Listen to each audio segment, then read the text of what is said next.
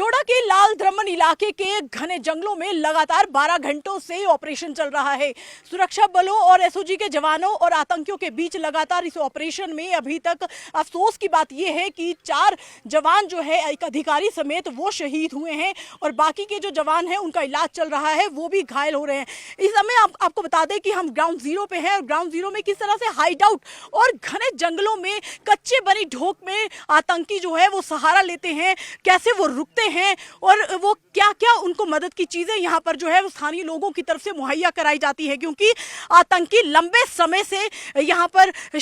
घुसे हुए हैं और लंबे समय तक उनको खाने पीने की चीजें भी मुहैया कराना बेहद जरूरी है। इस तरीके से वो पहले आतंकी जो है हमला करने से पहले वो लंबे समय तक रैकी करते हैं। आम इंसान की तरह वो बाजारों में घूमते हैं। डोडा या कठुआ इलाके में जिस तरीके से एक के बाद एक हमला हुआ, वो इलाके में घूमते हैं आम इंसान की तरह और पता ही नहीं चलता कि वो आतंकी है। वो साधारण से कपड़े पहनते हैं, बिना हथियारों के जखीरे के वो गांव में घूमते हैं, रैकी करते हैं, पता करते हैं कि कहां कहां सेना के कैंप हैं, कहां से सेना के वाहन जो है वो जाते हैं, कहां कहां उनकी कंपनियां मौजूद हैं, कहां उनके बंकर मौजूद हैं। तो लोकल लोगों से किस तरीके से वो रैकी करते हैं, अनजान बनकर यहाँ पर पहुंचते हैं। लगातार इन घने जंगलों में सर्च ऑपरेशन जो है वो लगातार जारी है। तस्वीरों में आप देखें किस तरीके से कच्ची बनी ढोक हमने दिखाई, ठीक उसी तरह से ये जो खड्डे पहाड़ी इलाके में यहाँ बने हैं, यहाँ पर भी वो सहारा लेते हैं क्योंकि घने जंगल है और ऐसे में हाइड आउट का भी वो सहारा लेते हैं। हथियार जो है वो हाइड आउट में छुपाते हैं और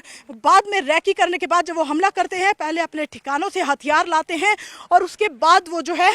इन कच्चे घने बने घरों में जो है वो छुप जाते हैं। भारतीय सेना के जवान इस समय तस्वीरों में आप देखिए लगातार जो है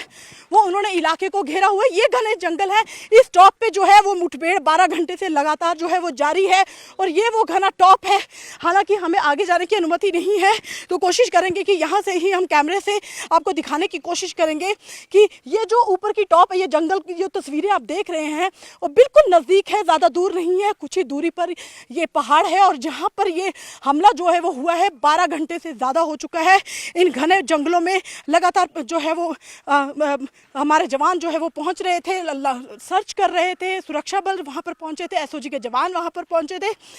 लेकिन सर्च के दौरान ही उन्होंने आतंकियों ने जो है वो सेना के जवानों पर फायरिंग की। बदले में उन्होंने भी फायरिंग की, दोनों तरफ से ताबड़तोड़ फायरिंग जो है वो 3 से 4 घंटे लगातार चलती रही। बाद में हमारे जो जवान थे वो जो है वो घायल हुए। तो ये जो इलाका है, यहाँ से कहा जा रहा है, सूत्रों से के अनुसार जानकारी मिली है कि हमारे जो जवान थे यहाँ अपने वाहन में, तस्वीरों में दिखाने जाऊँगी, आशु आप दिखाने की कोशिश करो, ये जो वाहन है इसके आगे वाहन भी नहीं जाते हैं क्योंकि सड़क जो है वो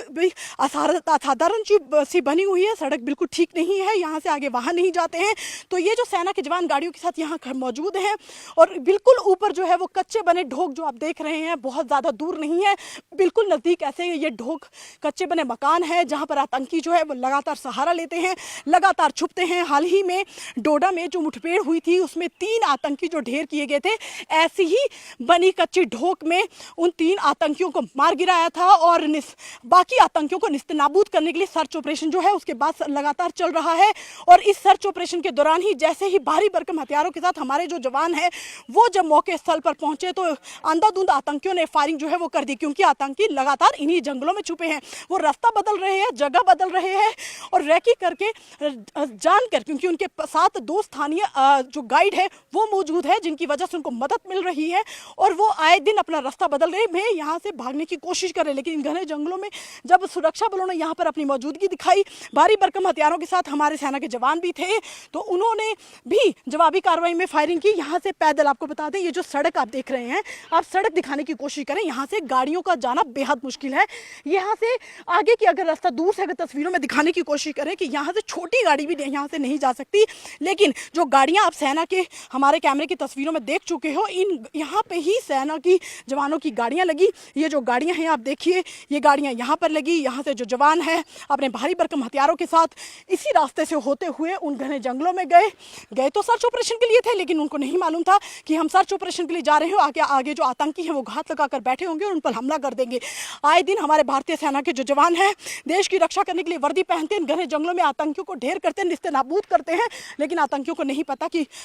वो आतंकियों की माफ कीजिए, जवानों को नहीं मालूम होता कि आतंकियों की गोलियों का निशाना वो बन जाएंगे, और आतंकियों को भी खबर नहीं होती कि कब कितनी ज़्यादा तादाद में भारतीय सेना के जो जवान हैं वो उनको चारों तरफ से घेर लेंगे। क्योंकि एक टॉप है, तो ये घने जंगलों का टॉप अगर आप देख रहे हैं कैमरों में, इस टॉप पे आतंकी अक्सर ऐसी टॉप पे, वो जंगलों में नहीं, पहाड़ियों के अंदर नहीं छुपते हैं। आजकल उन्होंने नई टेक्निक का सहारा लिया है। वो या तो कच्चे मकान का सहारा लेते हैं या फिर ऐसी टॉप पे चले जाते हैं कि जहां पर दिन या शाम या रात को अगर